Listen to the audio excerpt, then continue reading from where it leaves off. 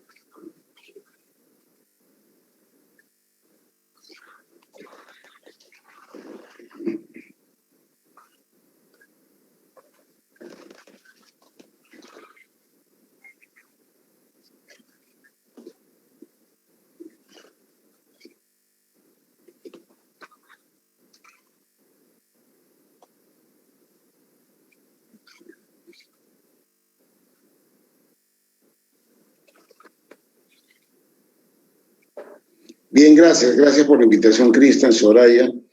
El tema de las renovables, que hay bastante exposición.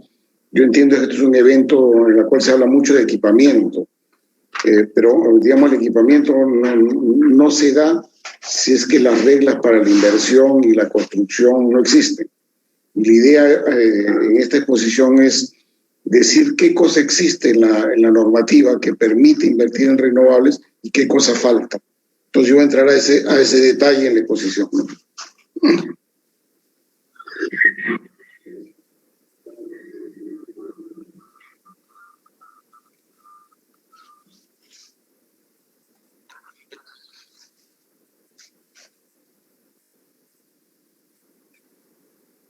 Gracias, Cristian.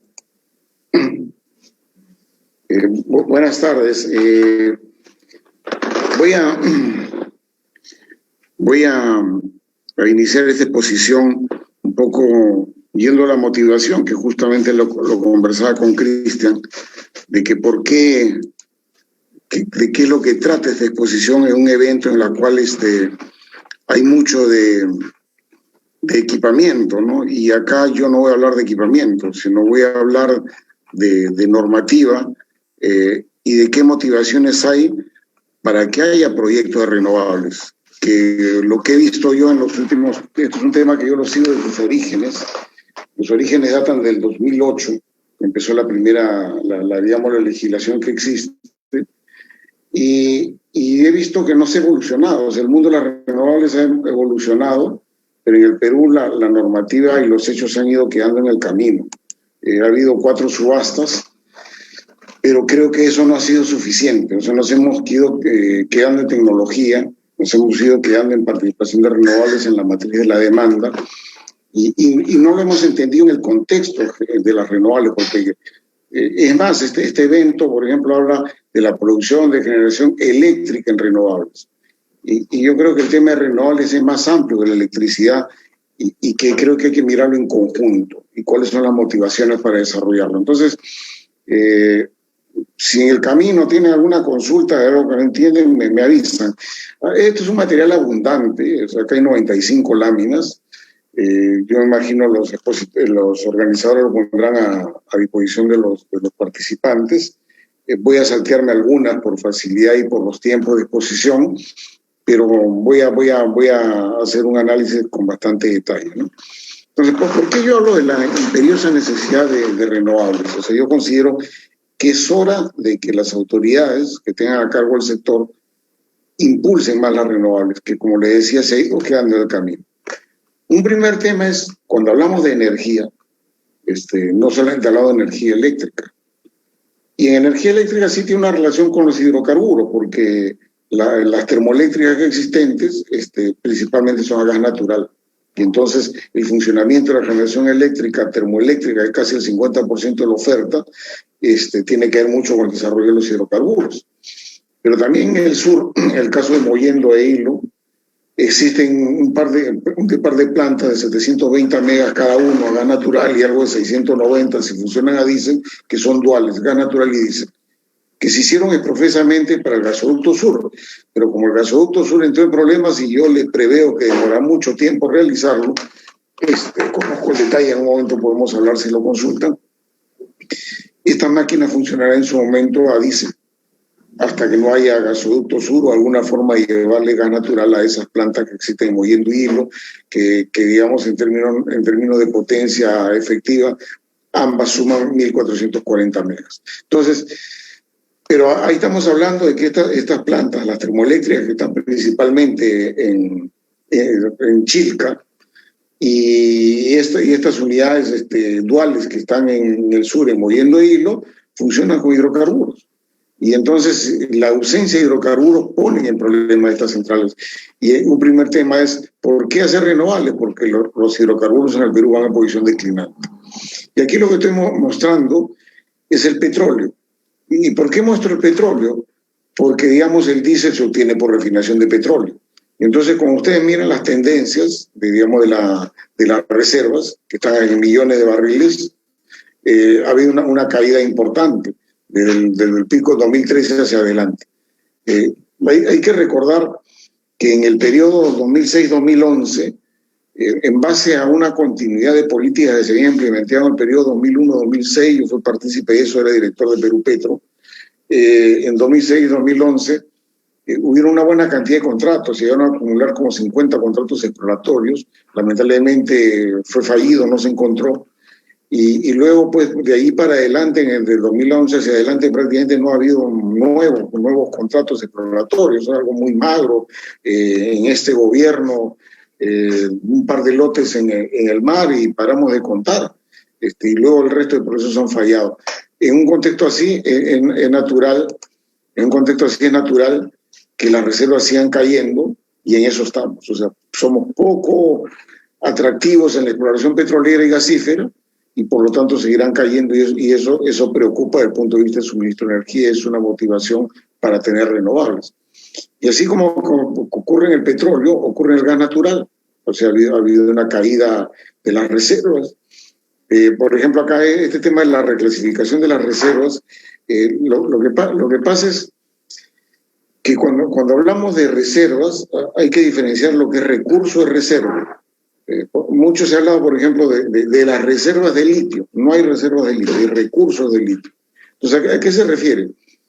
El energético, en este caso gas natural, puede existir y tiene un volumen demostrado, que se llamaría un conjunto de recursos que están probados.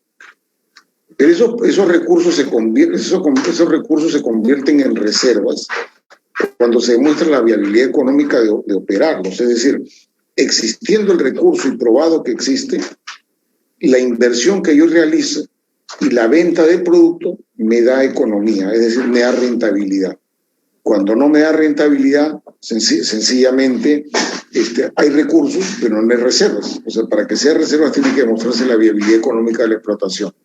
Y acá, por ejemplo, en 2015-2006, habiendo algunos recursos, 2015-2016, habiendo algunos recursos, algo que no tenía mucha viabilidad de explotación por los precios que habían habido en esos momentos del gas natural, pues sí ameritaban que pudieran extraerse, y por eso hay un crecimiento. Pero después ha habido un decrecimiento de reserva de gas natural porque no ha habido nuevos descubrimientos y porque no estamos gastando aceleradamente las reservas en la producción local, 600 millones de pies cúbicos por día y 600 millones de pies cúbicos por día para la exportación. Es un tema también que se puede discutir. Entonces, esto que le mencionaban, más que gas natural, son los líquidos de gas natural que conviven con el gas natural que existe en los lotes 88, 56, 57. De los líquidos de gas natural hay propano, butano, ¿no? Pentano y el resto, con mayor número de carbonos, que le llaman condensados. De estos líquidos naturales, el gas natural de propano y el butano, la combinación con 60% de propano, 40% de butano es lo que constituye el GLP. Y la producción ha sido declinante. El consumo de GLP ha sido muy, muy intensivo. Y lo que está ocurriendo es que ya desde el 2015 hemos empezado a importar GLP. Más o menos está importando casi el 15% de la demanda, con tendencia a crecer. Y así como ha caído la reserva de los líquidos que existen como el gas, también han caído las reservas de gas. Y no ha habido nuevos descubrimientos. En los lotes 88, 56, 57 tampoco no hay mayor incentivo para que exploren y se han quedado con las reservas que heredaron y ahí estamos, ¿no? Entonces, una primera motivación es ¿por qué Imperio Energías Renovables? Porque la energía en base a recursos no renovables anda en el Perú en una fase declinante. Pero un segundo tema es la necesidad de reducción de gas de efecto invernadero. O sea, hay mucho discurso de los ambientalistas sobre las emisiones de gas de efecto invernadero. Y en ese discurso, pues el Perú ha estado inmerso en ese discurso. Y ha obtenido y ha dado compromisos de reducción de gases de efecto invernadero que no lo está cumpliendo. Y que es importante, si nos quieren ver como un país serio, que reduzcamos la producción de gases de efecto invernadero. No somos trascendentes en el mundo. En el mundo hablan de miles de millones de gases de efecto invernadero. En el Perú hablamos de 200, 300 millones de toneladas. Los otros son miles de millones de toneladas. Y acá hablamos de 200, 300 millones de toneladas al año. Entonces, hay que reducir las emisiones de gases de efecto invernadero. Y acá hay un primer tema de la reducción de gases de efecto invernadero y de la importancia del sector eléctrico, que en este negocio, de la reducción de gases de efecto invernadero, en esta actividad, realmente no es relevante el tema eléctrico. Miren, este es un PAI de la producción de gases de efecto invernadero en el Perú, actualizado con la información que existe. ¿Y qué ocurre? Lo que dan estos porcentajes es cada actividad con cuánto contribuye a la emisión de gases de efecto invernadero. Y como ven, el principal contribuyente es el cambio de uso de suelos, la deforestación, no es la energía eléctrica. El tema energía es el 30%, la agricultura el 16%, los desechos 6%, los procesos industriales 6%. Ahora vamos a ver con un poco más de detalle eso. Pero en el tema de energía, cuando estamos en la quema de combustibles, en el transporte, que es 34% del 30%, y los quemas de combustibles en la industria de energía es 29%. Y ahorita vamos a ver con más detalle. Nuestro tema eléctrico está dentro de este 29%, no es el 29%. Entonces, vamos a ver cómo es esto. en un poco más de detalle más adelante, y se van a dar cuenta que la participación de la electricidad, o sea, la quema de combustibles y que las emisiones de gas de efecto invernadero en el sector eléctrico no representan más allá del 5% del total, y el transporte representa el doble. Entonces, cuando nosotros hablamos a nombre del sector eléctrico que vamos a salvar el planeta por gas de efecto invernadero en el Perú, la verdad en el Perú es bastante pequeño la producción de gas de efecto invernadero por la producción de electricidad, por más que la producción termoeléctrica sea casi la mitad de la producción eléctrica nacional, ¿no? Pero seguimos, ¿no? Una motivación es porque hay que disminuir los gases de efecto invernadero y las renovables contribuyen activamente a eso. Nosotros vamos a hablar de energía eléctrica renovable en vez de energía eléctrica que se está produciendo con quema de combustibles como el gas natural, y probablemente en el 2023 o 2024, al no haber gas natural para abastecer a la planta de moviendo hilo, que son duales, se va a utilizar diésel, ¿no? Entonces, eso debería ser con renovables. Entonces, continuamos. Este país lo vamos a ver un poco más de detalle más adelante, pero aquí siempre estoy dando las motivaciones porque yo considero que es importante, digamos, incentivar la producción de renovables y la introducción de más renovables en el país. Y es imperioso. El tercer lugar, más allá, el primer lugar, hablábamos. En primer lugar hablamos de la declinación de hidrocarburos, en segundo lugar hablamos de la necesidad de reducción de gases de efecto invernadero, y tercero, por una tendencia mundial ineludible. En el Perú, cuando se hicieron las primeras subastas, o sea, el decreto legislativo que norma las renovables, que es en el 2008, para que eso se convirtiera en las primeras subastas, hubo una amplia lucha, o sea, mediática, de presionar que el gobierno que había dado la ley, que era el gobierno aprista, honrara ese compromiso de tener un decreto legislativo que promovía las renovables y que las convirtieran en verdad. Y había mucha oposición al interior del país. Y los principales opositores están en el sector electricidad. En el sector electricidad decían, hay que hacer más hidroeléctricas, no hablemos de renovables. De las renovables no convencionales, eólica y solar, y en ese tiempo inclusive eran relativamente caras. Bueno, esa visión de la propia termoeléctrica ha cambiado, porque hoy día las termoeléctricas en el mundo están cambiando las grandes corporaciones a renovables. O sea, empresas grandes como hay en el Perú, Enel, que probablemente en el 2006, 2008 se oponían a las renovables y invocaban a las hidroeléctricas, hoy día son unos actores muy activos en renovables en el Perú. ¿Por qué? Porque la política corporativa mundial, siendo una multinacional, va hacia las renovables. Igual ocurre con Engie, que se llamaba primero Enersur, después fue GDF Suez, y eso también eso también cambió su percepción, y hoy día es un gran promotor de renovables en el Perú. Y habiendo dos actores muy grandes como Enel y Engie, que son empresas participadas por capitales estatales, en el caso de Enel, capital estatal italiano, en el caso de Engie, capital estatal francés, hay una política mundial de estas corporaciones de introducir renovables. Entonces hay una tendencia mundial ineludible, pero más allá de eso, esa tendencia, hay otros temas. O sea, ha habido compromisos, o sea, el compromiso de, digamos, reducción de gases de efecto invernadero para evitar el calentamiento global, el último que existe del año 2015, que se firmó en París durante la COP21, que se llama el Acuerdo de París. En este esfuerzo inicial, que esperemos hacer un poco en detalle, participó Estados Unidos.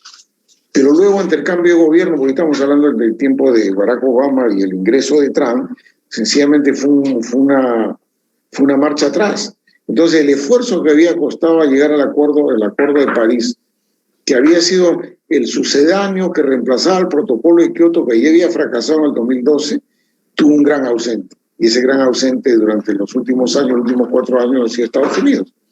Pero hoy día, con la llegada de Biden a la presidencia, se convirtió en un muy activo promotor de renovables. El Partido Demócrata ha sido uno de los más promotores de energías renovables que han habido, o sea, porque ha tenido líderes dentro del partido, como Al Gore, que fue el presidente de Clinton, que fue un gran promotor de las renovables desde los años 70. Entonces, acorde con las políticas de un gobierno demócrata, Biden le está dando un gran impulso al renovables y eso va a arrastrar al mundo. Entonces no podemos ir en el Perú en contracorriente. Si el mundo apunta hacia allá, no podemos ir en contracorriente, que eso es lo que está dictando la tendencia mundial. Entonces, tres motivos importantísimos, ¿no? O sea, lo cual es imperioso la necesidad. Declinan los hidrocarburos, hay que reducir los gases de efecto invernadero porque tenemos compromisos que lo veremos y hay una tendencia mundial ineludible. Esos son los conceptos por los cuales yo digo, en ese contexto no podemos sencillamente hacernos la vista gorda, a pesar que en el Perú todavía existe algunos que tienen no la mejor predisposición a las renovables. Hace unos días, no sé si he leído mal en el diario Gestión, que después ha dado una aclaración, pero en otros términos, el presidente del COES, amigo César Butrón, como que sacó un número y que ha dicho pues que las renovables en el Perú han costado 1.500 millones de dólares, digamos, en los ingresos garantizados, lo cual es verdad. Pero, digamos, ¿cómo tomamos eso? ¿Eso es negativo? ¿Fue necesario? Yo creo que fue necesario. Y otros países lo tomaron. Pero lamentablemente, si se quiere tomar el lado negativo, porque el anuncio quedó así, costó 1.500 millones de dólares, ¿y eso qué significa? Que es muy caro, ha sido un dispendio, que al final lo han pagado los consumidores. No, yo creo que ha sido necesario, nos puso en la corriente renovables, pero después nos hemos ido quedando. El segundo punto que quiero ver es los compromisos mundiales sobre el cambio climático, porque el Perú está inmerso en eso. Entonces, cuando se habla de políticas de renovables que lleva a promover renovables en el Perú o en cualquier país, responde a un contexto más grande, que son las corrientes mundiales. Y por eso es importante conocer las corrientes mundiales. Entonces, las corrientes mundiales empiezan con una preocupación sobre el cambio climático.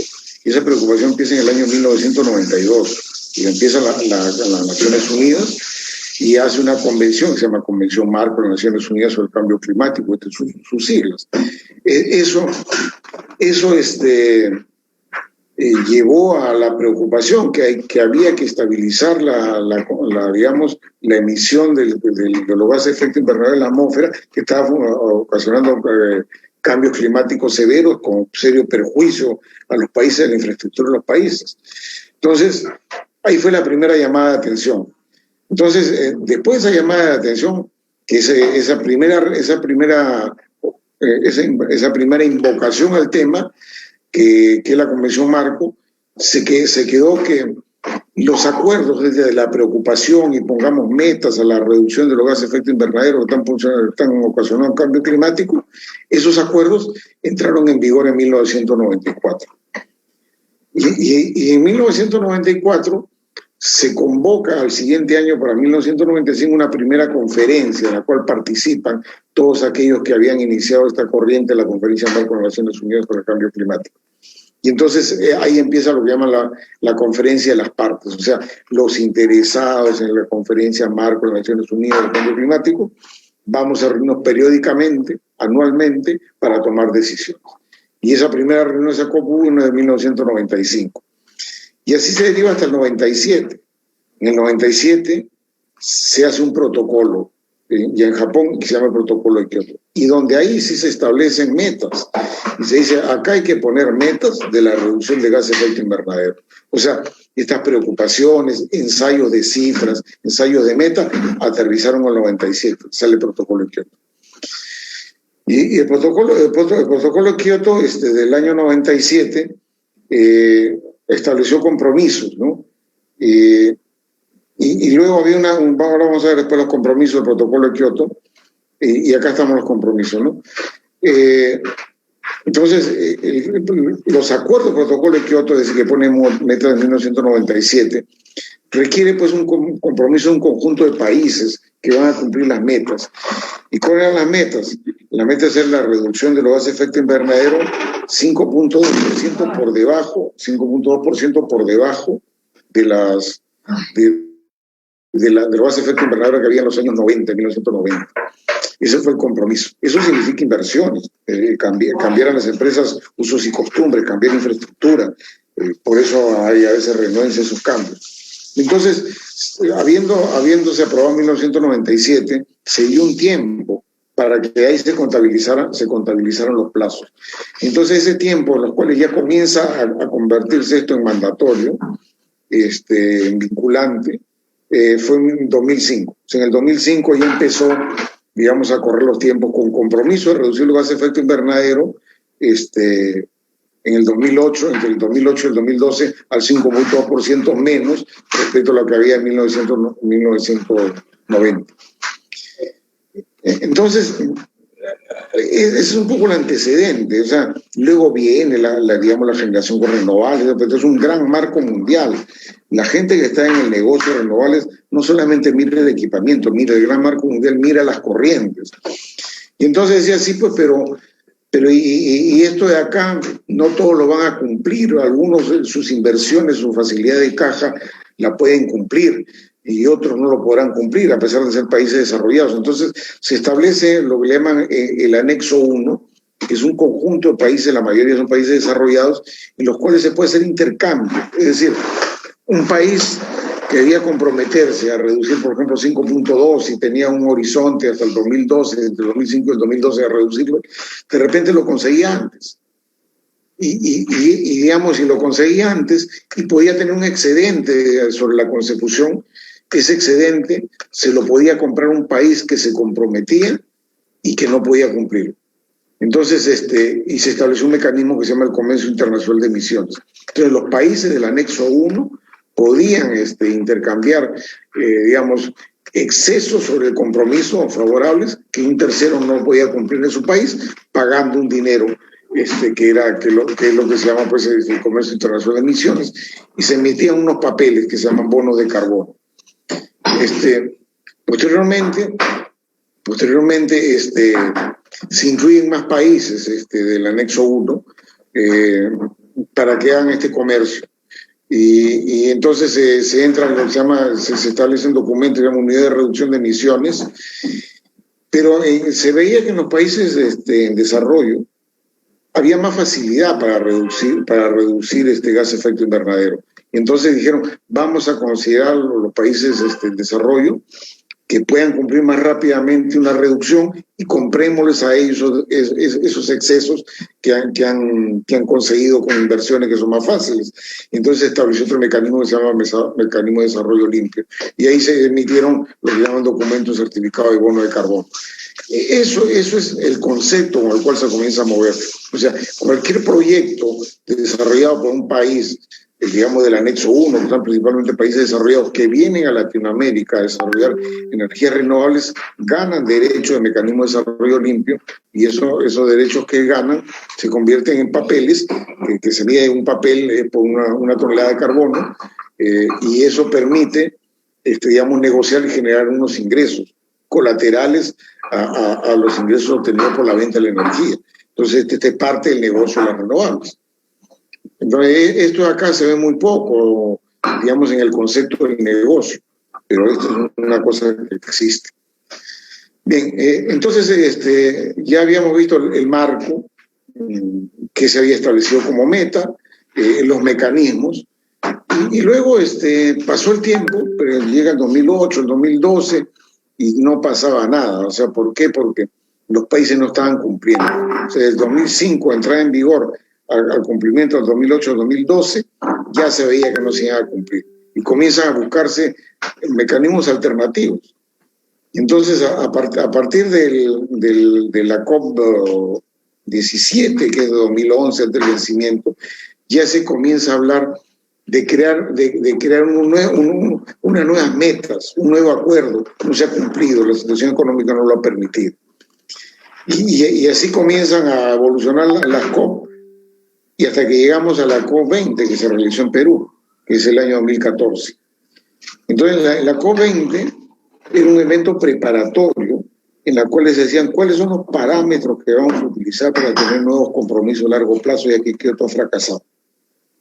Esa fue la COP20 que se realiza en Perú en diciembre del 2014. Y los países de Latinoamérica se emocionaron con los compromisos de la COP20. ¿Y por qué se emocionaron? Porque ahí se propusieron algunas cosas tangibles. Por ejemplo, la creación de un fondo para desarrollo geotérmico en América Latina, teniendo en cuenta que América Latina tiene una gran capacidad de generación geotérmica. Por supuesto era caro y sigue siendo caro. Y entonces lo que se dijo y se puso como meta era vamos a invertir de tal manera que podamos tener 1000 megavatios en geotermia en Latinoamérica. Eso fue un compromiso de la COP20. Y se pensaba que el costo unitario de esa inversión era 6.5 millones de dólares por megavatio. Cuando miran eso, ustedes, por ejemplo, una central de gas natural ciclo combinado está entre 1.2 millones de dólares por mega. Una hidroeléctrica está en 2.5, en el extremo 3 millones de dólares por mega, ¿no? Una gas natural ciclo simple está a 0.6, 0.7 millones de dólares por mega. Y como verán, pues una geotérmica está en 6.5. Y eso hace que las tarifas sean más caras. Y eran conscientes y decían, vamos a poner una capacidad de 1000 megas con un costo unitario de 6.5 millones de dólares y eso me da un horizonte de la plata que se necesita. Y la expectativa era que con esos 1000 megas vamos a darle energía geotérmica a 2 millones de personas en Latinoamérica. Eso se planteó en la COP20. Y dijo, bueno, para eso se va a necesitar 6.5 millones por mega, por 1000 megas, 6.500 millones de dólares. Entonces, vamos a crear un fondo, digamos, de los países que estaban participando en la COP, para ayudar a los países latinoamericanos en estas inversiones. Por supuesto, su negocio también está en poder transar papeles fuera y, digamos, de los ingresos generados también en cada país por la operación de la geotérmica. Y deciden crear un fondo por 1.000 millones de dólares. Y ese 1.000 millones de dólares respecto al total de inversiones, el 1.500 representa como el 15%, ¿no? Y el 85% lo pondrían, digamos, las empresas, y que con su recaudación de venta de energía y con la venta de sus papeles en los mercados de papeles de carbono, podían tener economía del negocio. Eso es un compromiso, es una ilusión. En el Perú se tomó muy en serio esto, ¿no? Pero después, digamos, muy en serio, más que las propias autoridades peruanas, por la gente que asistió a la COP20. Y después de la COP20, hubieron cerca de 16 solicitudes exploratorias de geotérmica en el Perú. Y lamentablemente hasta ahorita no existe 1 mega de generación geotérmica en el Perú. La COP20 ha sido el 2014, estamos en el 2021 y se han pasado 7 años y no ha pasado nada. Bueno, y así se llega. Esto fue el evento preparatorio de la COP20 2014 para la COP21, se realizó en París, donde ha habido acuerdos, ¿no? Y ahí es el Acuerdo de París, que es el acuerdo con grandes objetivos para cumplirlos en el siglo XXI, o sea, en el transcurso del siglo XXI. El acuerdo de la COP20 se realiza en diciembre del 2015, se toma el acuerdo ahí, y se abre para la firma del acuerdo tomado ahí en abril de 2016, ¿no? Y luego se pone una condición, ¿no? Para que entre en vigor, o sea, para que entre en vigencia, para que los compromisos sean tangibles, necesitamos una doble entrada, le llaman, que 55 países los ratifiquen. ¿Qué significa eso? ¿No? O sea, cuando se participa en unas conferencias, los gobiernos, a través de sus representantes, los cancilleres, o los ministros, o ambos, suscriben el acuerdo, estoy de acuerdo. Pero eso no significa que se va a aplicar en su país. Luego hay que traer eso, que es un acuerdo internacional, a votarse en los congresos. Y cuando se vota en el Congreso es lo que se conoce como la ratificación de los acuerdos.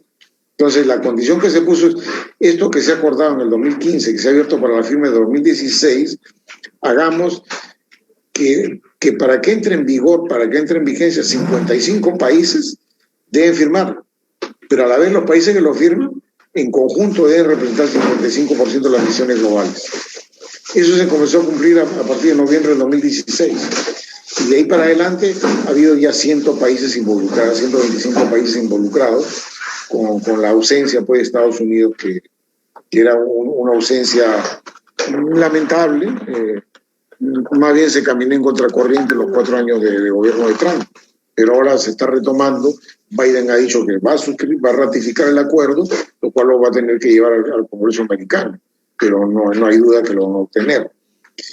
Entonces, para que todos estos acuerdos que se toman, que ya veremos inmediatamente en qué consisten los acuerdos y los compromisos, se crean pues órganos subsidiarios, o sea, un conjunto de dependencias que se van a encargar del seguimiento, del cumplimiento. Entonces tenemos un grupo de trabajo especial del Acuerdo de París, temas normativos.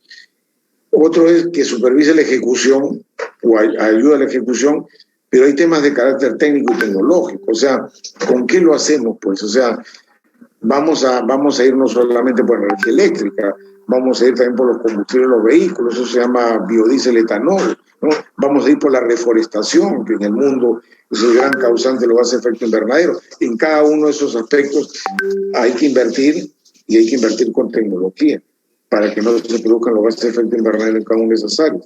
Entonces se crea un tercer órgano que es de asesoramiento científico y tecnológico. Así se conforma el Acuerdo de París del 2015, que se llama el Acuerdo de París Simplemente, que ha puesto los lineamientos para digamos, 2021, durante el siglo XXI. Bien, entonces vamos a la línea de tiempo y los compromisos. En Lima se firma un llamado de Lima de Acción Climática.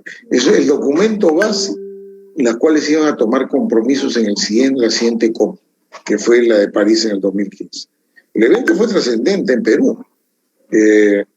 Muy poca importancia se le dio porque inclusive no estamos muy internalizados con los temas. O sea, si bien es cierto, en el 2008 ya había habido una ley de promoción de energías renovables, en el 2010 ya había habido subastas, en el 2011 había habido subastas, pero todo este contexto así grande no se ve, pues, o sea, todo el mundo lo está viendo, dónde desarrolla un proyecto eólico, un proyecto solar, pero está bien, o un proyecto de biomasa, pero miremos el contexto más grande, hacia dónde apunta el mundo, a qué estamos.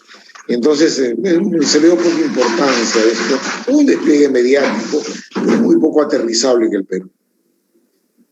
En 2015 se hace la COP20 y en el Acuerdo de París el objetivo principal es mantener el aumento de la temperatura mundial por debajo de los 2 grados centígrados respecto a la era preindustrial. Un segundito, por favor.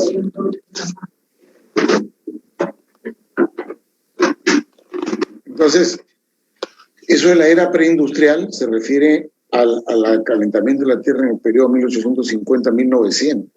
O sea, 2 grados centígrados respecto a eso es un motor. Y decía, y vamos a hacer el esfuerzo para que no sea 2 grados por debajo, sino para limitarlo, o que el aumento sea hasta más que 1.5. Entonces, eso fue el Acuerdo de París. Entonces, ¿qué ha ocurrido? Estos han sido los acuerdos, digamos, sobre la temperatura mundial de la Tierra por debajo de los 2 grados centígrados respecto a lo que era la era preindustrial y con gran esfuerzo en 1.5. Y entonces, cuando se tuvieron esos compromisos, los expresan los países, es decir, yo contribuyo para llegar a eso con tanta reducción de gases de efecto invernadero. Esa contribución se llama contribuciones previstas y determinadas a nivel nacional. O sea, el compromiso de reducción tiene el nombre de contribuciones previstas y determinadas a nivel nacional. Perú ha suscrito eso. Y el Perú ha suscrito de que en el año 2030 debo reducir los gases de efecto invernadero en 20% respecto a que si hiciéramos una proyección de gases de efecto invernadero hasta el 2030 y no hiciera nada, respecto a ese no hiciera nada, yo debería reducir 20%. Y con un compromiso adicional, que si me dan algunas facilidades de cooperación internacional, doy 10% adicional. Es decir, me estoy comprometiendo hasta 30%. En diciembre del año pasado, casi coincidiendo con el ingreso de Francisco Sagasti al gobierno, que era una persona que ha hablado siempre en términos macros de esto, habló con un compromiso ya no era el 20, era el 30. Y yo me pregunto, ¿y qué estamos haciendo para llegar a ese 30? O sea, vamos a hacer el ridículo, porque sencillamente no estamos haciendo nada. Bueno, y luego se ha ratificado en el año siguiente, durante la COP22, todos los acuerdos de la contribución normalmente determinada. Es decir, todos aquellos acuerdos de cuánto voy a reducir mi gases de efecto invernadero, que se llama contribución normalmente determinadas, de los países se han ratificado como compromisos en el año 2016. Y así estamos caminando, y la primera evaluación va a ser hacia el 2030, y Perú está en eso. El Perú está en reducción 20%. Como decía, es imperioso, porque no estamos haciendo nada para reducir esto, que es compromiso. Somos país serio si es que lo comprometemos. Bien, vamos a ver y cuál es la situación de los gases de efecto invernadero en el Perú. Esto es una información oficial del Ministerio del Ambiente. Y la cifra la tiene al año 2015 con una proyección hasta el 2030. Esto está expresado en millones de toneladas de dióxido de carbono equivalente. Entonces, miren la evolución. O sea, y estamos en el 2021. O sea, ha habido un crecimiento permanente. Probablemente lo que se dijo en el 2015 respecto al 20, y el 20 ya ha sido menos por el tema del cierre de la economía. Pero bueno, esa es la tendencia. Entonces, la idea es que si esta es la tendencia, con sus correcciones que hay que hacer en el tiempo, porque es una proyección, y si este fuera en el 2030, yo tengo que reducir el 20% de 298 millones de toneladas de equivalente de carbono. Y que si me dan cooperación internacional, que es el compromiso del gobierno, puede reducirle 10% más, de paso de 20 a 30. Esos son los compromisos de Perú. Pero ¿cuál es la situación en Perú? Y regresamos nuevamente al país. Para ver dónde atacamos, pues cómo llevamos este compromiso, porque se miran como cosas aisladas. Los electricistas, yo soy ingeniero electricista, miramos, estamos preocupados de nuestras termoeléctricas, que entren eólica, solar y energía eléctrica, pero vamos a ver que somos la menor cantidad. En el resto casi no está haciendo nada. Bien, entonces decimos, vamos a entrar al tema energía. En el tema energía produce el 30% de los gases de efecto invernadero, y el más importante es el cambio de uso de suelo. O sea, no somos los más importantes. Y de ese 30%, el 34% de ese 30% está relacionado al cambio de combustible y transporte. Y el cambio de combustible en la industria de la energía, ¿no? Por ejemplo, una refinería de petróleo, que es una industria de energía, ahí se queman combustibles, es el 29%. Pero vamos a entrar un poco más al detalle de ese 29%. Antes de eso vamos primero desarrollando cada sector. Sector forestal. En el sector forestal, el 45%, decíamos, el 45% de ese efecto invernadero del sector forestal. ¿Y dónde es el problema? Las tierras agrícolas. Las tierras agrícolas es un conjunto de bosques en los cuales se hace cambio de uso de tierra, se hace tala indiscriminada para utilizar en terrenos agrícolas sin prever y sin planificación, y eso es el principal componente de la formación de gases de efecto invernadero en el sector forestal, las tierras agrícolas. Luego vamos a ver en el caso de los residuos, ¿no? En el caso de los residuos, hablamos, miren, los residuos acá, estamos hablando del 6%. Y de ese 6%, 33% es aguas residuales y 67% residuos sólidos. ¿Qué residuos sólidos? La basura. Vamos a ver luego las medidas para la basura. Pero, digamos, en aguas residuales se producen emisiones de gases de efecto invernadero. Y en el Perú el tratamiento de aguas residuales es bastante defectuoso, no todo el país lo tiene. Lima mismo no lo tiene al 100%. Entonces, acá tenemos que preocuparnos por esto, no todo es eléctrico, vamos por el tema del cambio de uso de tierras agrícolas, vamos viendo qué hacemos con el tema de los desagües, vamos viendo qué hacemos con la basura. Y en el sector transporte, decíamos que era el 34% el transporte, el 34% el 30%. Entonces, eso era el 34%, el 30%, es 10% del total. Y ese 10% del total, ¿qué cosa es? Quema de combustible en transportes. ¿Y cómo hacemos para reducir la quema de combustible en transportes? Y de tal manera que fuera ecológicamente amigable. El etanol y el biodiesel. Esos son, que tienen una participación todavía magra, que es un tema que hablaremos de transporte de la exposición. En el caso de la industria de energía, vamos a entrar al sector de energía eléctrica. Entonces decíamos, el 29% corresponde a industria de energía. Yo le decía, no todo eso es electricidad. Y decíamos, de eso, de ese 29%, el 58% corresponde a la generación de energía eléctrica del SEIN. Es decir, el 58, del 29, del 30 es la cantidad de gas de efecto invernadero que produce la generación de energía eléctrica en el SEIN. Y cuando saca 58, del 29, del 30, sale 5. O sea, el sector generación de energía eléctrica en gas de efecto invernadero es 5% del total nacional. O sea, no es que seamos tan importantes. Está bien, vale el esfuerzo, hay que cambiar, pero tampoco no podemos predicar que somos los líderes en la reducción de gases de efecto invernadero y vamos a salvar de los compromisos al Perú.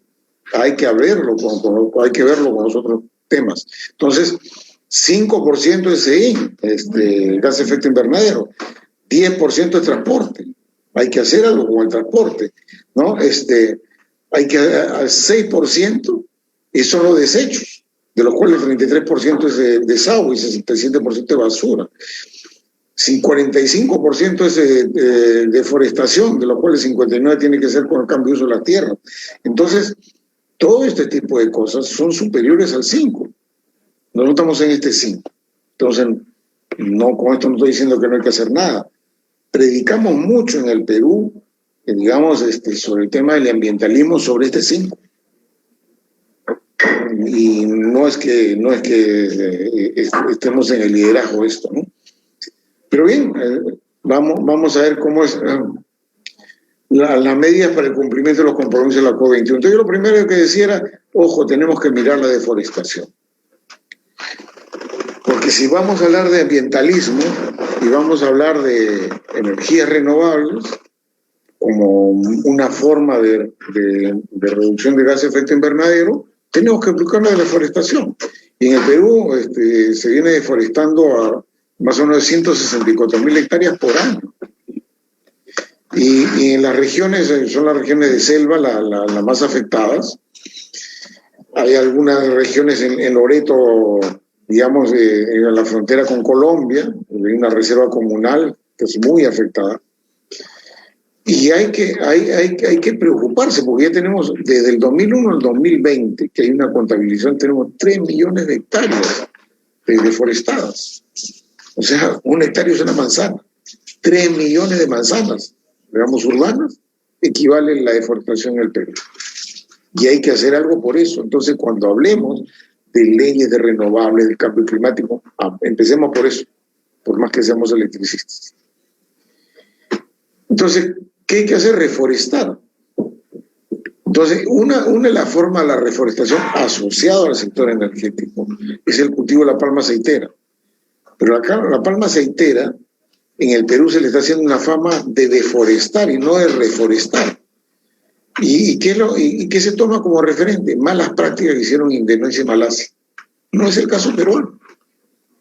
En el caso peruano, hay más o menos 80.000 hectáreas, de hectáreas de cultivo de palma aceitera productivas, que eso tiene un gran efecto, digamos, de sector inclusivo, el sector rural, da trabajo.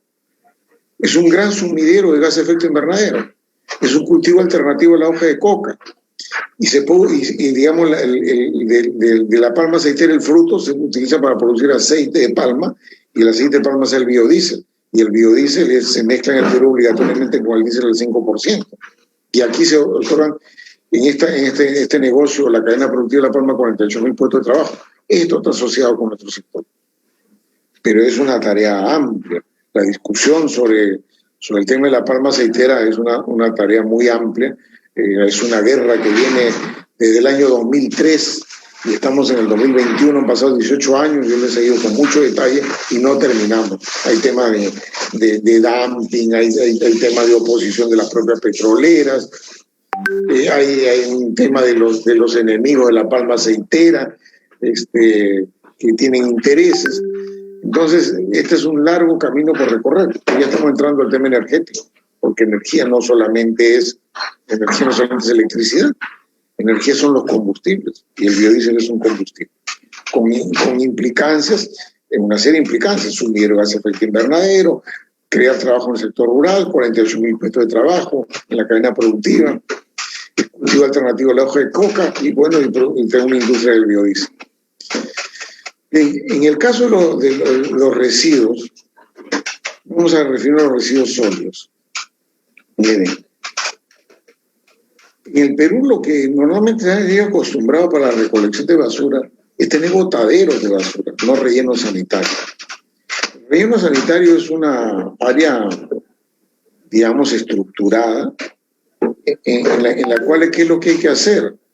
Lo que hay que hacer es primero separar los productos reciclables, que eso ya es una actividad comercial.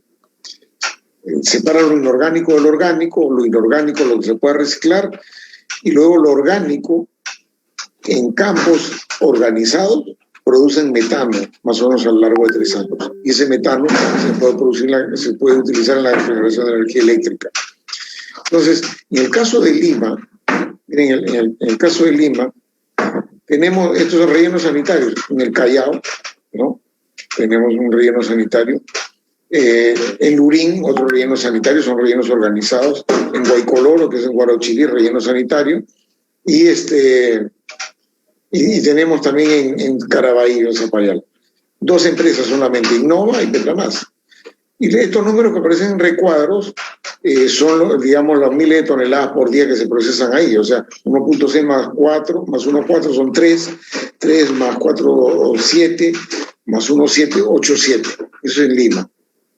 8, 7 millones miles de toneladas al día. Pero no solamente hay que mirar Lima, porque, bueno, Lima se ha sacado provecho a esto, porque en Lima se está produciendo energía eléctrica. En el Callao, en el relleno sanitario del Callao, 2.4 megas, ¿no? Y luego en Guaycoloro, que es Guarauchilí, se llevaba 9 megas. O sea, en total, o sea, estos 9 más 2, 11, con los decimales casi 13 megas de producción en base a residuos sólidos. Y eso está bien. Son rellenos estructurados que se va manejando, que ya contribuyen al gas de efecto invernadero, a la reducción, y dicho sea de paso, contribuyen a la generación de energía eléctrica, que ya, como hemos visto, es parte de los 5% de la emisión de gas de efecto invernadero. Estamos en el área eléctrica ya. Bien, el caso de los biocombustibles, que yo le comenté por acá, para la reforestación, es un largo camino. O sea, en biocombustible estamos hablando de etanol y biodiesel, y hay que tomar algunas medidas con eso. El etanol se mezcla con la gasolina y el biodiesel con el diésel. Entonces, ¿qué aspectos positivos tiene esto, no? Para empezar, disminuye el índice de nocividad de los combustibles. El monóxido lo convierte en dióxido. El monóxido es un nocividad directa a la persona. El dióxido es un problema de gas de efecto invernadero, pero la plantación lo absorbe. Es el efecto neutro, porque es un sumidero. Entonces, el aspecto positivo es que las plantaciones de caña y palma aceitera, que dan origen al etanol anhidro y al biodiesel, son sumideros de gas de efecto invernadero. Entonces, en el Perú existe legislación de promoción de biocombustible de 2003, pero como le digo, en 18 años ha sido un camino muy tortuoso: oposición de refinadores de petróleo, dumping, triangulaciones para el derecho de impuestos por intercopio. Una tarea que no termina, que el Estado se involucra poco. Como que no se ha abandonado nada a su suerte, después de dar una ley que les prometía que en el Perú iba a ser un gran desarrollo de la promoción de la producción de biocombustibles. Entonces, ¿qué hay con respecto a esto? Hace 10 años la participación del biodiesel y el etanol en las mezclas es 5% del biodiesel con diésel, 7.8% del etanol con la gasolina. Eso es lo que se tiene. PIS estancado. Y yo creo que es necesario ampliar esto. Los otros países ya están caminando en otra dirección. Y para eso se necesita apoyo gubernamental, ¿no? Imposición de derechos a aquellos productos que vienen sucediendo de otros países. Hoy día hay solamente imposición de derechos para el biodiesel, inclusive en Argentina y Estados Unidos, que tienen múltiples formas de eludirlo. Mayor fiscalización de aduanas es un tema complicado, la triangulación no es fácil de detectar, ¿no? Y que los procesos de adquisición de biodiesel, que todo el biodiesel que está comprando es importado, muy poco a la industria local después de mucha guerra, pueda ser útil. Y de esa manera nos estamos yendo ¿a qué? Nos estamos yendo a una reducción de los gases de efecto invernadero en un sector que es el doble de producción de gases de efecto invernadero que el sector eléctrico, el sector transporte, que es 10%. Y ahora vamos a entrar al sector eléctrico. Y acá es lo que ya ustedes conocen, ¿no? O sea, que es lo que normalmente se desarrolla. Todo lo anterior es el gran marco para alguien que quiere estudiar ambientalismo. Es algo más que la electricidad. La electricidad es importante, pero yo creo que hay todo un terreno para la gente que le interesa esto. Vamos a entrar al tema eléctrico, ¿no? Este decreto legislativo, este es del 2008, ¿no? La gran motivación fue porque el 2008 iba a ser la cumbre de Unión Europea-Latinoamérica y exigía a la Unión Europea tener una legislación de promoción de energías renovables. Esa fue la gran motivación. El reglamento de este decreto legislativo, fuerza de ley, ¿no? El decreto legislativo es una ley que lo promulga el Ejecutivo por facultades otorgadas en el Congreso, se reglamenta el mismo año, pero recién la primera subasta se realiza en 2010.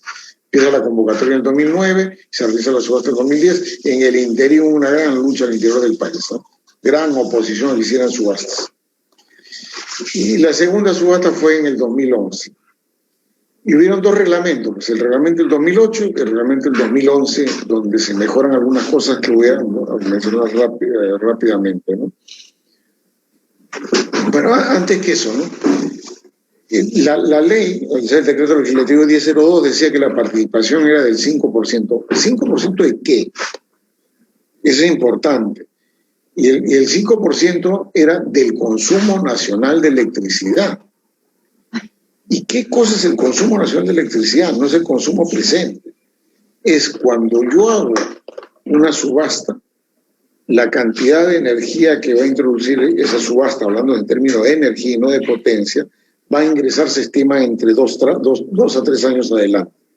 Entonces, con yo digo, de ser 5% del consumo nacional, es decir, yo proyecto la demanda a los 3 años adelante, como va a entrar la red que subasté, y el porcentaje de esa demanda proyectada a 3 años, el 5% de eso es el porcentaje de red que debe haber. Entonces, y se dijo en la ley, ¿no? Porque acá se confunde, o sea, cuando se habla de consumo nacional de electricidad es un consumo proyectado a 3 años, y el 5% es el consumo proyectado. Lo que se dijo es que ese 5% va a estar vigente en 2008-2013. En 2013, el Ministerio de Energía y Minas, mediante resolución ministerial, debe decir si lo mantiene, lo aumenta o lo disminuye. Bueno, se cumplió en 2013, no se dijo nada, se cumplió en 2018 nuevamente y no se dijo nada, y sencillamente esto ha pasado a segundo plano. Aquí se ha olvidado del 5%, se estancó y los gobiernos no han dicho nada. Se ha pasado 2 gobiernos, gobierno de Humala, y acá ya esto ocurrió ya con la gestión de Vizcarra, y sencillamente no se ha hecho nada. Un comentario sobre los reglamentos, ¿no?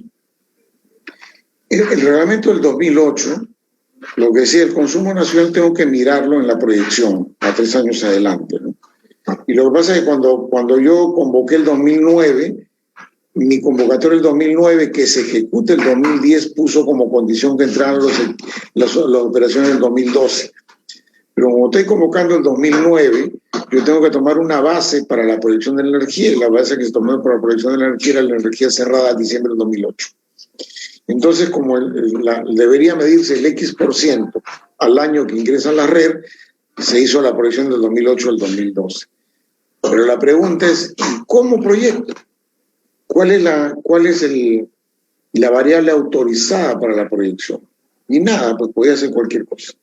O sea, el ministerio podía decir algo, el MIN podía hacer algo, otro puede decir algo. No había una, digamos, no había una regla en la cual nos pudiéramos llevar sobre este consumo, que puede ser cualquier cosa, puede ser pesimista, puede ser optimista, dependiendo de qué es lo que queremos.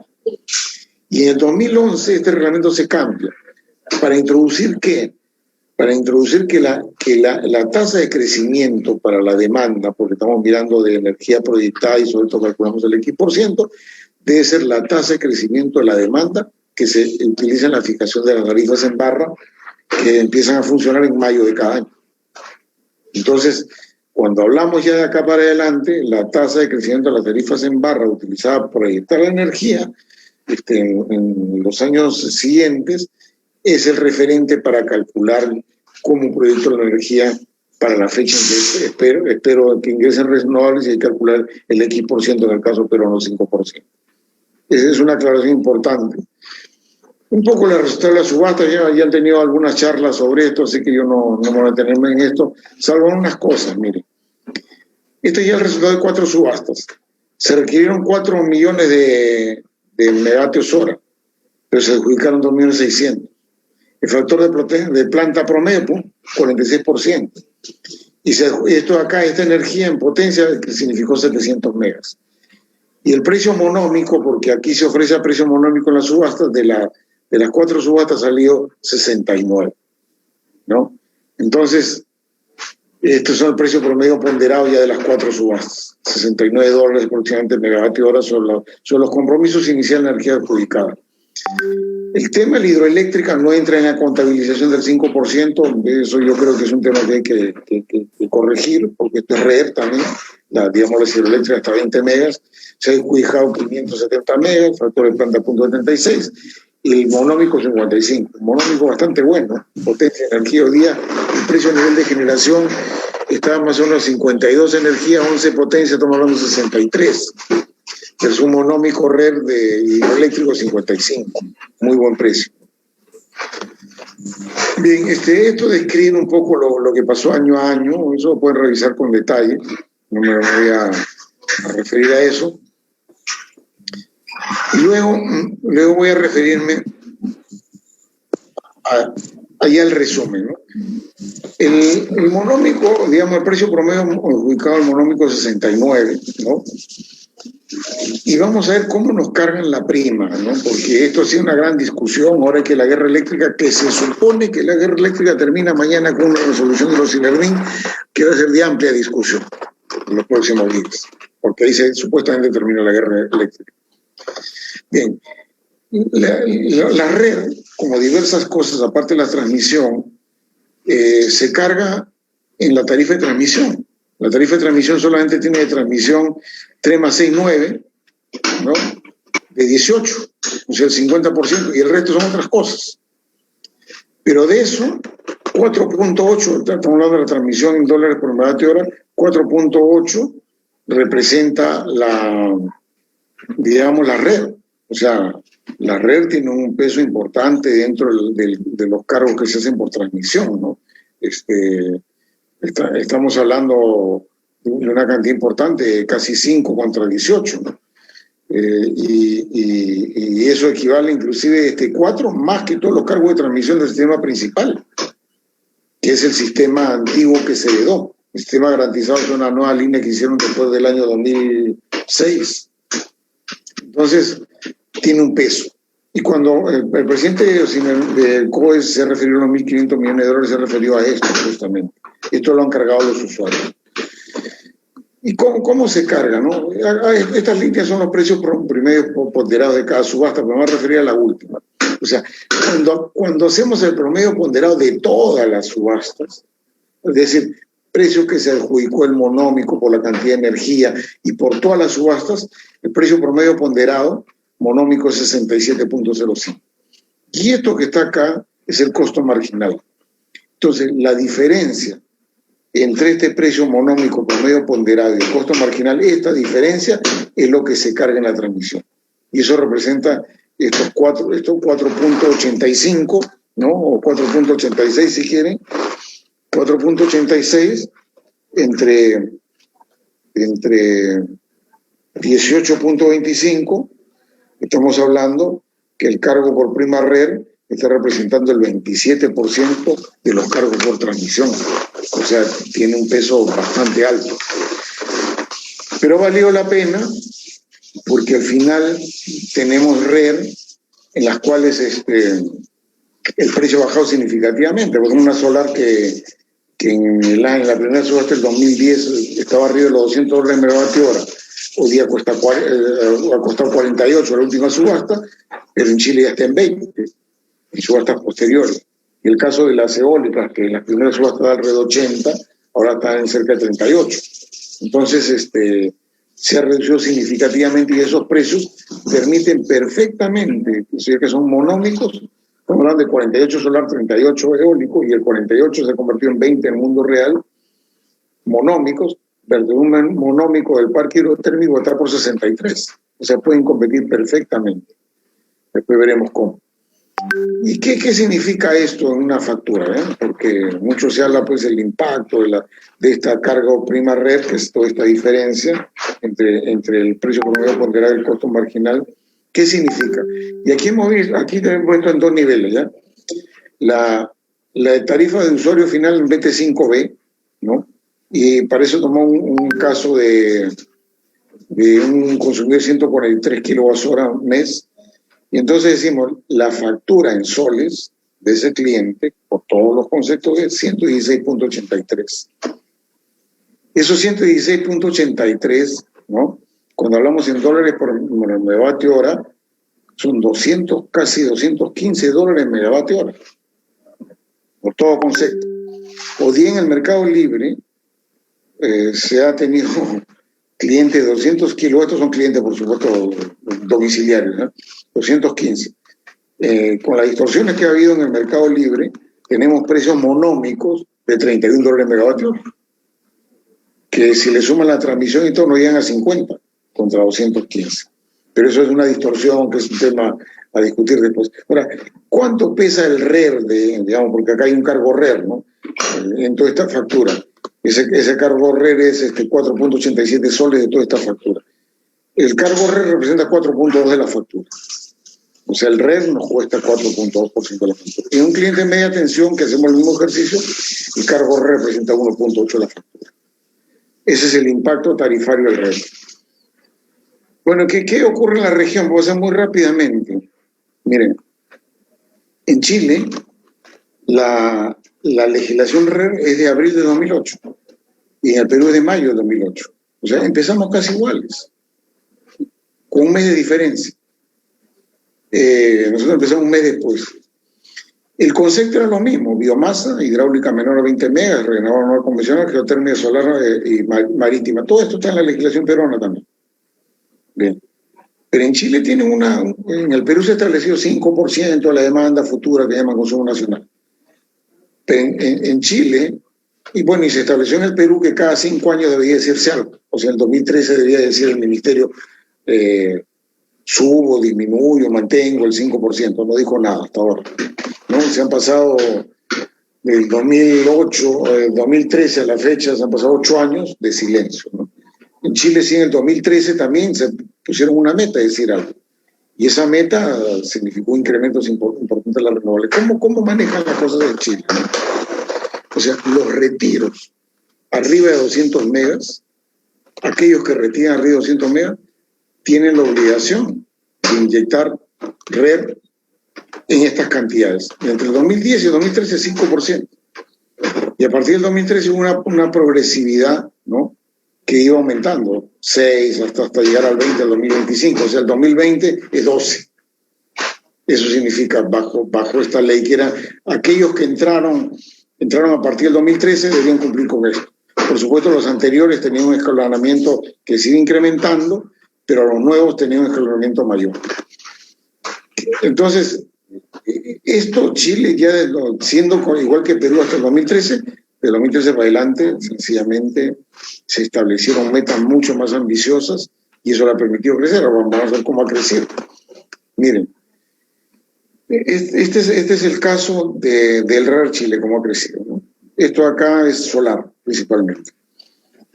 Y la obligación de estos porcentajes están acá, ¿no?, dependiendo que si tuvieron RER con la ley antigua del 2008 o la ley nueva del 2013, esas obligaciones son esta línea. Y entonces, ¿qué ha pasado? Que en el mundo real han contribuido con mucho más que la obligación. O sea, miren, la obligación era 5.000 gigawatt hora. Y en el mundo real se ha introducido el triple, 17.000. Eso ha hecho Chile. Y eso es importante, ¿no? Lamentablemente en el Perú nos hemos ido quedando. ¿Qué significa eso en términos porcentuales?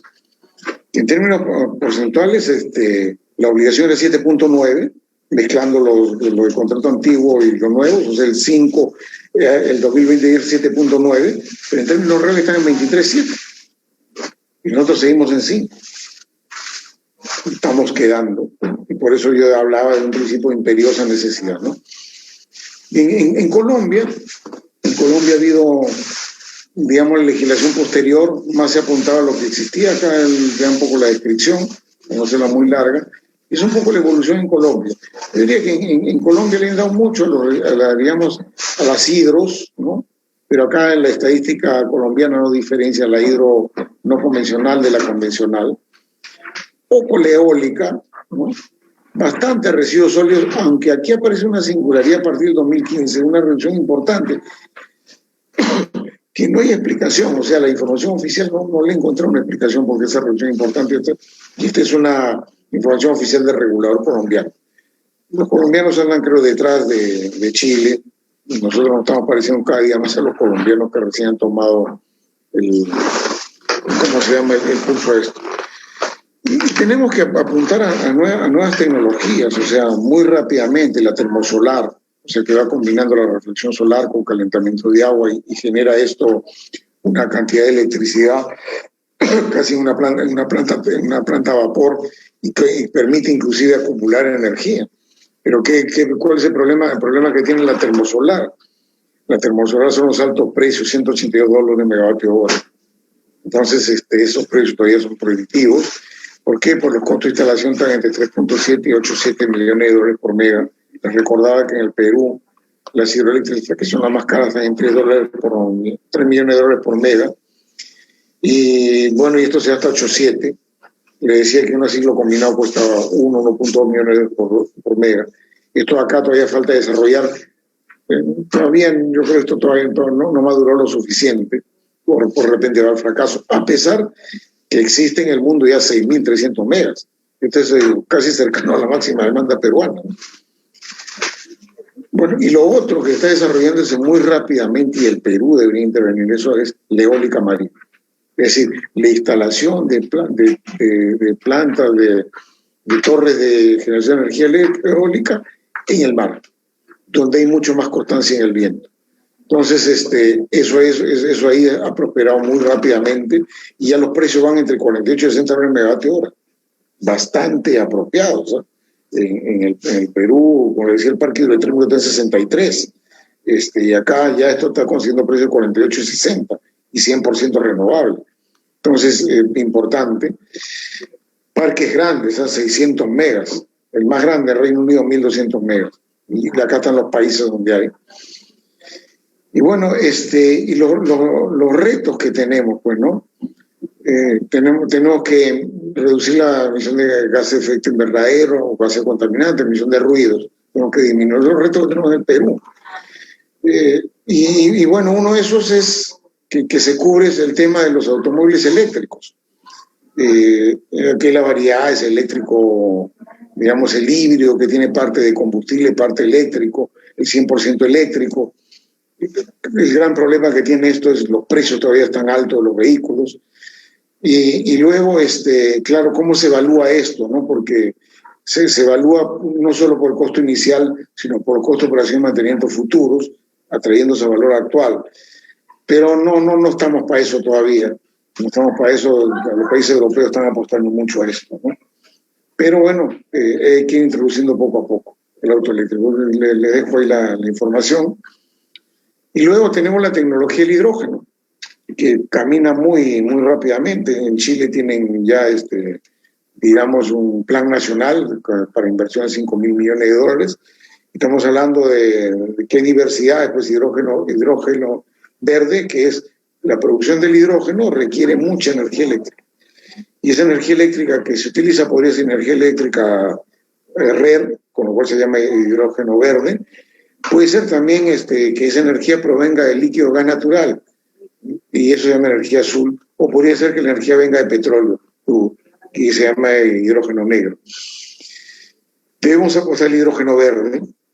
Chile está apostando. El otro tema que tenemos pendiente es la geotermia, que generó grandes expectativas en el Perú. tenemos pues un potencial bastante grande, sea la de 1894, una capacidad de geotermia de 1800 megas, y esto se hizo a raíz de la COP. A raíz de la COP de geotermia pura, que se decía, con el potencial que tiene Perú, recuerda la cosa de 2014, decía, en el 2016 ya podría haber unos 180 megas de geotermia, y al 2021, por ejemplo, estaríamos hablando ya de 600 megas, bueno, no hay ni uno, pues, ¿no? Y decían, al 2030, que es cuando Perú está comprometiendo a reducir los gases de efecto invernadero de entre 20 y más 10%, decía, debería haber 1000 megas de geotermia. No hay ni uno, pues, ¿no? Se está peleando para que entre en una subasta un proyecto de 100 megas. Bueno, y acá estos fueron los compromisos que ya le hablé, que Latinoamérica lo tomó muy entusiastamente. 1000 megas, 6.500 millones de dólares por 6.5 millones de dólares por mega, un fondo de financiamiento 1000, no se ha hecho nada sobre esto, solamente lo ha hecho Chile. Chile sí tomó la aposta y puso inicialmente en el 2017 48 megas. En el Perú, como le dije, 16 autorizaciones de exploración. Gente interesada a raíz de la COP20, pero ni una subasta. Decepcionamos a los inversores.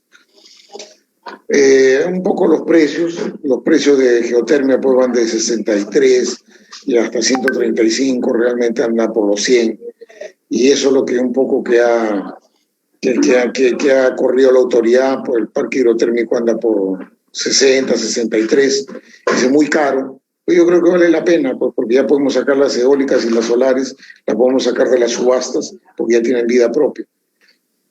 Bueno, y las propuestas normativas, el sector forestal, pues hay que reforestar. El sector residuos sólidos, para empezar, en el sector residuos, agua potable y alcantarillado, ¿no? El desagüe produce gas de efecto invernadero. Hay que promover APP de reciclaje para la basura, porque solamente existe en Lima. Transporte, vehículos eléctricos, ¿no? Pero mientras tanto, promover etanol y biodiesel en mayores volúmenes, tiene gran oposición, tema a discutir, ¿no? Y generación de energía eléctrica, bueno, hay que incrementar la participación por todas las razones que he dicho, ¿no? Y el mecanismo para implementar nuevas tecnologías, porque nos hemos quedado en lo tradicional. Chile está avanzando ya en otras cosas. Y en las nuevas subastas hay que promover pues, tecnología de eficiencia, eficacia comprobada, ¿no? Con primas que puedan atenuar el impacto de los altos costos iniciales. Así como inicialmente costó $200 megavatio hora solar y hoy día cuesta 20, pues vale la pena el sacrificio inicial, que ya están viendo que eso cuesta pues en el extremo 4% de la factura y 2% del caso industrial, o menos de 2%. Y bueno, hay que establecer un plan energético nacional, ¿no? El plan energético nacional es el último que existe del 2014, que mira el 2025, pero ya todas las variables que se plantearon y los objetivos han sido completamente distorsionados. Hay que hacer uno nuevo, en la cual se incluye todo esto. Comentario final. Hay un proyecto de ley en el Congreso. Hay un proyecto de ley en el Congreso que parece que va a salir y que tiene el rescato 6, puede ser el proyecto de ley 6953, lo pueden buscar en la página web del Congreso. Y los puntos relevantes: aumentar la RER al 15% del 2030. Esto en el artículo 2 del proyecto de ley. Y esto hay que discutirlo con mayor detalle, ¿no? Pero yo soy de la idea que no hay que dejarle ninguna, que el número sea exacto, porque tiene implicancia en la transmisión también, porque los cambios abruptos significan servicios complementarios en la transmisión. Y hay que discutir este número, pero no hay que dejar discrecional al funcionario. El discrecional funcionario ha hecho que se mantenga en 5 del 2008, y eso no está bien, ¿no? Bueno, lo otro que dice es que la RER, o sea, las que existen actualmente, las eólicas y solares y biomasas, puedan participar en licitaciones de compra de energía y potencia de los distribuidores. Es decir, la venta de energía de generador de distribuidor se hace por licitaciones. Y siempre participaron hidroeléctricas y termoeléctricas. Pero hoy día se podría hacer con las solares, si es que se establecen 3 horarios, se podría hacer con las eólicas, que ya tienen una potencia media bastante alta, de arriba del 60%, y yo creo que debe promoverse en esas licitaciones que dan distribuidores entre renovables compitiendo con el parque hidrotérmico, y le van a ganar, y eso significa menos precio y significa contenido de servicio.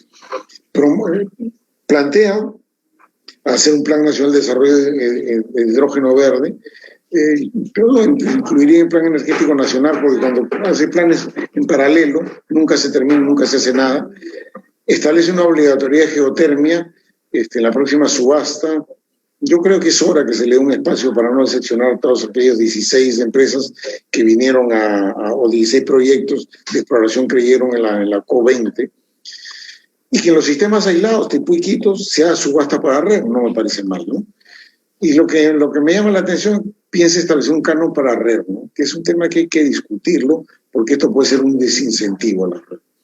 Entonces, he pasado rápidamente bastantes temas, y bueno, acá me salen unas preguntas, me he tomado más de una hora, hora y 40 me han dado, y dice, ¿cuáles son las preguntas que me plantean, no?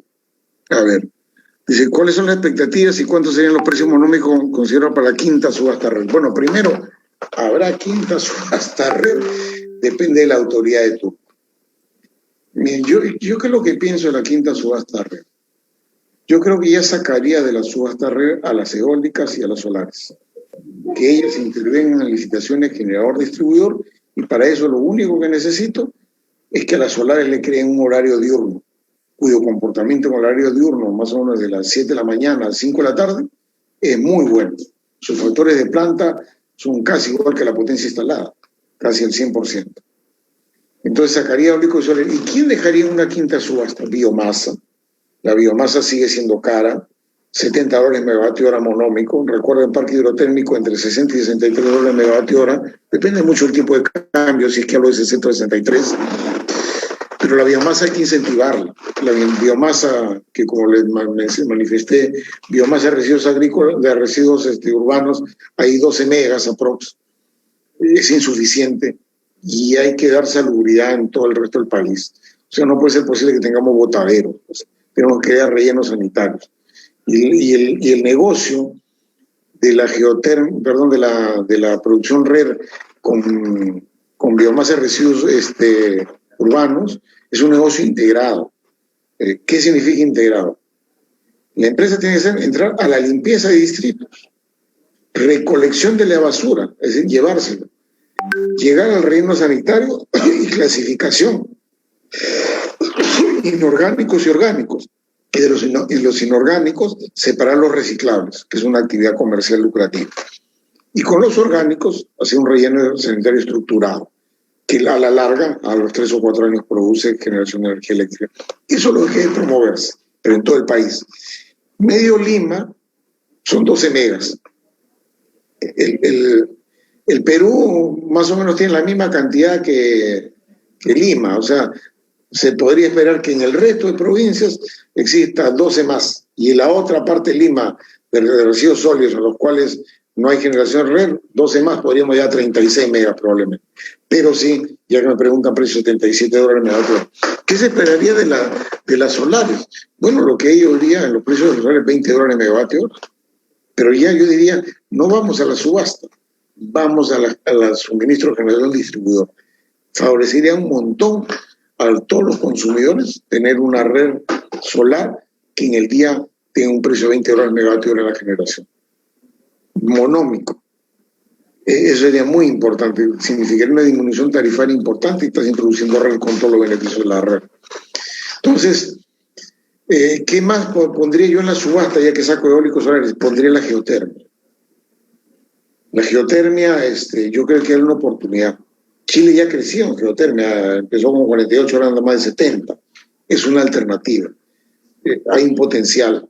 Tenemos que entrar a todas las tecnologías. No hay que correrle por más que sea caro, siendo el megavatio hora. Así estamos empezando. Hay países como Filipinas que tienen más de 1.200 megas, el mismo Estados Unidos. Hay que tener diversidad de fuentes. Yo creo que hay que apostar. Y eso también lo pondría en una subasta, pero la subasta de geotermia tiene que ser completamente diferente a las subastas normales.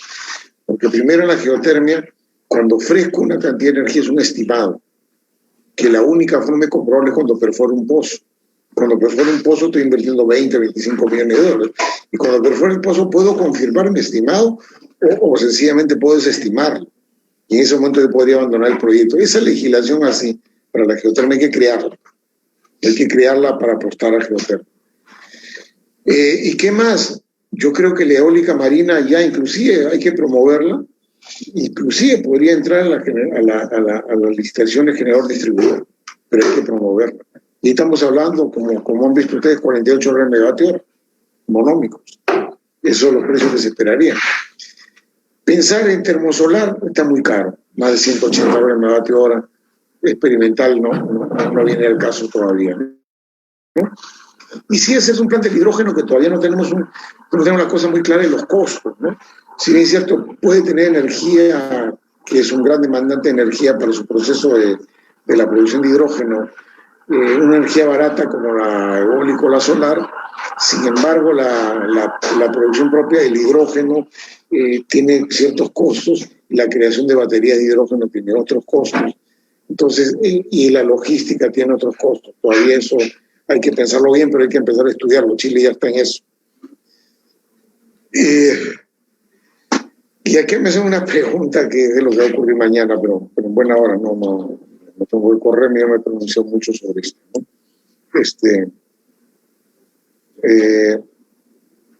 Bien. Pregunta, miren, y con esto vamos a terminar, y justo a la hora y 40 que me dieron, dicen, con respecto al nuevo costo marginal y la declaración del precio del gas natural, ¿quiénes se perjudican y quiénes se benefician? Es un buen tema, ¿eh? A ver, vamos. Primero, la formación de los precios regulados, es decir, para todos aquellos consumidores en los cuales estamos nosotros, hasta los 200 kilowatts, que somos 7.6 millones de suministros que involucran a 30 millones de personas, ¿no? Porque según el INEI eso es 4 personas en promedio por hogar, no tiene nada que ver con la valorización de los precios del mercado a corto plazo. En lo absoluto. La formación de los precios de la electricidad para los clientes regulados, ¿cómo se hace? Por los precios de las licitaciones de generador a distribuidor. Y las licitaciones de generador a distribuidor, incluidos los que hoy día dicen que lo que están practicando en el mercado de corto plazo es real, incluido ellos, su precio de venta de la energía, no el monómico, porque el monómico regulado son 11 dólares megavatio hora, han dado alrededor de 50, 52 dólares megavatio hora. Ese es el precio real. Es el precio que permite el retorno a la inversión de cualquier inversionista. Sin excepción. Los que ganaron o no ganaron el costo marginal, tienen ese precio. Bien, entonces, en el usuario regulado no tiene nada que ver con la formación del precio, con la formación del precio en el mercado de spot. Nada que ver. La formación del precio del usuario regulado tiene el 95% de forma de licitación general o distribuidor y el 5% por los precios que calcula Sinarmin, que se llama el regulado teórico. El regulado teórico hoy día en promedio es el 50% del precio de las licitaciones. Existe una legislación que dice que no debe ser menos del 10%. Entonces, ¿qué es lo que hacen para calcular el regulado teórico? Licitación por punto 9. Entonces, ¿qué significa eso? Que el 95% del precio de la generación del generador distribuidor se calcula con un valor como 50 dólares megavatio hora. Y el 5% con 45 dólares megavatio hora, que es el 90% de 50, que es la combinación de quienes compraron con licitación y quienes compraron sin licitación. Eso no tiene nada que ver con el mercado de corto plazo. Nada que ver con el costo marginal, pero por eso no pierde. ¿Qué pasa con el usuario regulado? El usuario regulado paga una carga por prima red, 4.87, 4.2%, y un usuario de media, de baja, y 1.8 en el de media. Bien, ¿cómo se forma eso? Vamos a este es ya el promedio ponderado a todas las subastas, y este es el costo marginal. Costo marginal bajísimo, ¿no? Que no por acá han andado, al momento había un pico cerca de 20, pero llega a 10 en promedio, 9.67 en los últimos años, 10 digamos. Entonces, La prima red es la diferencia entre este valor y el costo marginal. Si el costo marginal sube, ¿qué pasa? ¿Qué pasa con la prima red? Entonces, en vez de ser todo esto, vamos a suponer que sube a 24, ¿no? Está por acá. Entonces, si la diferencia era todo esto, la diferencia será de acá hacia acá. Es decir, el cargo por prima red beneficia al usuario regulado. ¿Cuánto es de plata eso? Son más o menos 250 millones de soles por año a repartir entre todos los usuarios regulados de ahorro en prima red. Entonces, el usuario regulado se beneficia. De todas las categorías, ¿no? Media, baja tensión. ¿El cliente libre se perjudica? Y yo digo que no. Por una sencilla razón. Los contratos de clientes libres, que hay 2.500 contratos que corresponden a 1.442 personas jurídicas, ¿no? Porque hay una persona jurídica con varios contratos, porque pueden ser varios puntos de suministro, tiene fórmula de reajuste del precio relacionadas a variables macro, tipo de cambio, índice de precio por mayor, índice de precio de la inflación americana, precio del gas natural. Pero no tiene nada que ver con el costo marginal. Ningún contrato asocia la reajuste de precios de los precios que existen en el mercado libre de esos contratos con lo que pase con el costo marginal. Entonces tampoco los clientes libres se perjudican.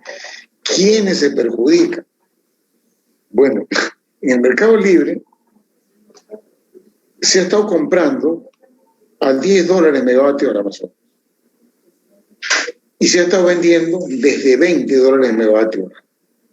Hay empresas que han comprado a 10 para vender a 20, margen de 100%. ¿Está bien? Un negocio, la ley lo permitía, una distorsión, pero la ley lo permitía. ¿Era legal? Es legal. ¿Nos gusta? No, a mí no me gusta, pero es la ley. Bien. Esas empresas que han comprado a 10 y han vendido a 20, si mañana el Ocinermin lleva los costos del costo marginal a su verdadero valor, que alrededor de 24, hay un problema de aquellos que vendieron a 20 y que van a tener que comprar ahora a 24. Entonces, ¿quién se perjudica? El vendedor, empresa vendedora que antes compraba a 10 y vendía a 20 y que ahora ya tiene compromiso de vender a 20 y no puede reajustar el precio a su cliente y va a comprar a 24. Eso no perjudicado. Entonces, esa es la respuesta a la consulta que me hacen. Es un tema que se ha convertido en muy controvertido, pero es la realidad. O sea, no podemos mentir en eso. No les gusta a muchos, pero ese es los números reales. O sea, está bien, o sea, cada uno ha peleado por sus intereses en esta guerra eléctrica y esperemos que mañana el Ocinermin haga lo que debe hacer, ¿no? O sea, no solo por cumplir una sentencia de la Suprema, sino sencillamente porque creo que se está haciendo justicia. Los cálculos de los precios regulados cuando se utiliza costos marginales no asume que existe costo marginal en cero, sino considera que tanto la molécula, el transporte y la distribución, todos son variables. Así lo calculan a los usuarios regulados. Entonces, yo creo que por equidad debe ocurrir lo mismo en el mercado de corto plazo. Y los que se perjudicarán son aquellos que compraron barato, pero comprarán caro y probablemente pierdan dinero si es que vendieron a 20. Y hay muchos que vendieron a 20. Bueno, yo les agradezco. Miren, me he tomado exactamente la hora y 40 que me dieron. Y ahí tienen el material. He pasado muy rápidamente muchas cosas. El organizador les repartirá el material. Y cualquier cosa a través de los organizadores, cualquier consulta, con todo gusto. Muchas gracias, buenas noches con todos. Sí.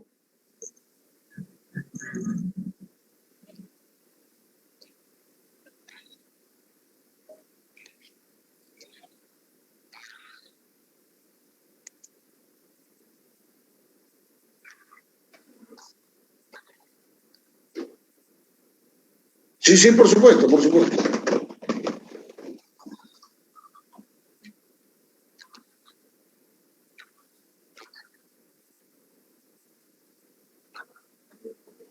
Es un buen tema. Mira, En primer lugar, ¿qué ha pasado con la generación distribuida? La generación distribuida existe como un mandato legal del año 2006 que salió la ley 28832. Y del 2006 al 2021 han pasado 15 años. Y en 15 años no se ha podido estructurar un reglamento. Entonces la pregunta tipo Nadine es, ¿tan difícil es caminar derecho? Porque se han pasado 15 años y ¿por qué no sale un reglamento? ¿Quién ha sido el interesado en que no salga el reglamento? Y yo creo que sí es importante la generación distribuida, no solo porque se practica en otros países, sino porque es una forma que la red de distribución tenga suministros de bajo costo, suministros que no pagarían la transmisión y que descongestionaría la red de distribución. Un número, decir cuánto se puede introducir, no tendría una cifra para eso, pero digamos, se habló en un momento de una propuesta de que pudieran entrar proyectos de hasta 5 megas. ¿Cuántos interesados podrían haber? Habría mucho probablemente. Pero para eso necesitamos un reglamento. Y en 5 años, o sea, en 15 años, no se puede hacer un reglamento. Y hay intereses por la cual no sale el reglamento. Y es necesario, la generación distribuida es necesaria. Entonces, una de las cosas para el nuevo gobierno, quien venga, es presionar por la generación distribuida. Y este gobierno no lo va a hacer, ya está de salida. Pero ya que me preguntas eso, y para terminar con el tema, ya que me preguntan de los costos marginales, había un tema de discusión, los costos marginales, que le llaman el mercado secundario del gas natural. Es decir, si a ti te sobra gas natural que compraste y no pudiste utilizar, véndeselo a un tercero que lo puede usar. Y entonces el COE pretendió decir, cuando eso se reglamente, ¿no? Entonces sinceramos los precios. Yo digo, ¿cuándo se dio eso? Ah? Eso existe del año 2010. Estamos en el 2021, han pasado 11 años y no se ha podido reglamentar el mercado secundario de gas natural. La pregunta es, ¿tan difícil es hacerlo? ¿A qué intereses responden que sencillamente no ha permitido hacer eso? Entonces, ahora que hay acá jóvenes, gente interesada en esto, estamos en un evento en el cual se habla de equipamiento. El equipamiento no existe si es que las normas para que se desarrollen los negocios no existen. Y la idea es que estos temas pendientes, generación distribuida, mercado secundario de gas natural, incremento de la red, tienen que darse. Eso genera mucho más equipamiento y genera un bienestar a la sociedad. Espero haber respondido con lo que decían por Facebook, Cristian. Muy bien, muchas gracias, ingeniero César. Bueno, otra vez nuevamente felicitarle por su ponencia. De manera personal me gustó bastante. Quisiera dar pase a mi compañera Soraya para que pueda hacer algunas dudas que tienen los participantes también sobre el certificado que estamos dando también por el evento y por conferencia. Si pudiera, por favor, dejar de compartir pantalla un momento, por favor, para que mi compañera pueda proceder. Sí, por supuesto. Ahí estamos, Cristian. Empezamos pocos y terminamos 15, ¿está bien? Bien, muchas gracias, ingeniero. Una vez más, felicitarle por su ponencia y, bueno, gracias también por aceptar la invitación por la parte de la empresa Capacitor, ¿no?, que está de aniversario. No, gracias a ustedes. Mira, estos temas, no hay muchas tribunas donde hablar y hay que difundir, o sea, la gente tiene que entender, o sea, el concepto es mucho más amplio de lo que se habla en los medios. Y la idea es eso, ¿no? Y entonces que haya muchos difusores de los temas, que la gente se interese y habrá más oportunidades para todos. Esa es la idea. Muchas gracias a ustedes. Muchas gracias, ingeniero. Bien, hasta otra oportunidad. Muchas gracias. Buenas noches con todos. Bien, como pueden visualizar, tengo lo que es la explicación del certificado. Como ya saben, estamos celebrando la primera conferencia internacional Electric Power Week, acompañado también de la IEEE UNSA y también de la empresa Capacitor. En cuanto a la certificación, ya sabemos que es de manera opcional con un costo simbólico de 25 soles o $8 por conferencia. Le recomendamos llenar los campos de manera correcta para poder validar su certificado. Y cualquier consulta o duda, comunicarse al siguiente número que aparece en pantalla. En cuanto a las entidades bancarias, son las que se muestran en pantalla. Tenemos entidades nacionales como internacionales. Las nacionales son Scotiabank, BVA, BCP y la internacional es de PayPal. Los pasos a certificarse pueden hacerlo de la siguiente manera. Primero, ingresar su número de DNI, apellidos y nombres completos, ya que es muy importante porque se emitirá el certificado. El número de WhatsApp y correo de email, en el cual se enviará el certificado a su correo de email. La entidad bancaria donde realizó el pago, la certificación, como ya sabemos, es un costo simbólico de 25 soles o $8 por conferencia. Pero también tenemos una certificación donde abarca todo el evento del Electric Power Week con costo simbólico de 50 soles o $16. Y finalmente, como paso, deben ingresar la foto del pago. Como ya sabemos, tu desarrollo profesional es muy valioso en los mercados competitivos actuales. Es por ello que invitamos a las siguientes ponencias que será realizada hasta el día viernes 30 de abril, desde las 4 de la tarde hasta las 10 de la noche. Muchas gracias a todos. Muchas gracias a todos los participantes. De parte de mí agradecerles por estar presente. El ingeniero ya se tuvo que retirar, pero también agradecerle otra vez. Y quisiera invitarles a todos los presentes a por favor de unirse a la siguiente ponencia. Un participante nos comenta, este link también es el mismo para la siguiente ponencia y todos los participantes de este evento van a recibir también lo que es el material de evento de todos los ponentes. Muchas gracias, nos estamos viendo por el mismo link nuevamente. Cuídense mucho, muchas gracias.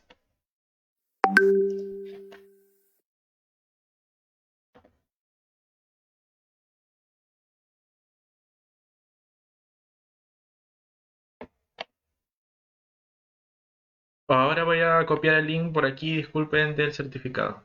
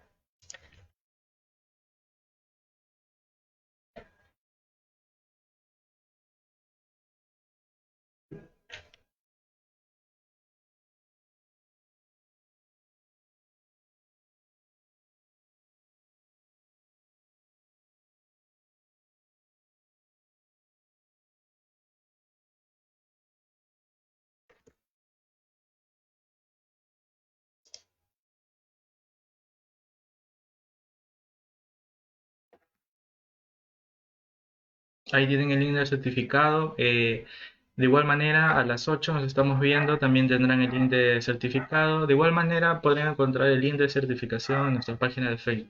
Muchas gracias, nos vemos 8 en punto. Cuídense mucho.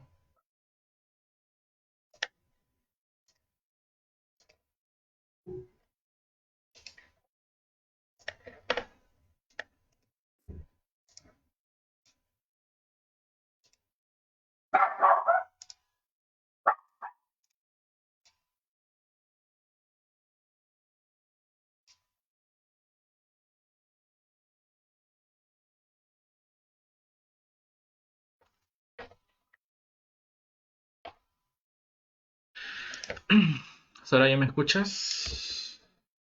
Sí, compañero.